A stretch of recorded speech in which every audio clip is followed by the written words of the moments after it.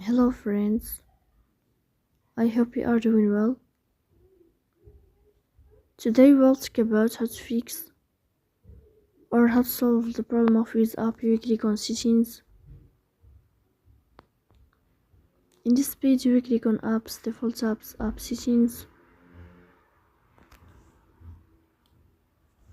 Here in this list you click on Wizz app and you will enter. In this page of app info you will click on Forcestop and you will click OK.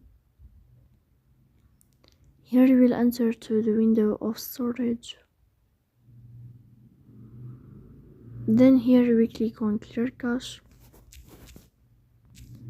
In the end you will turn off your phone and you will wait a moment to restart your phone again to fix that problem.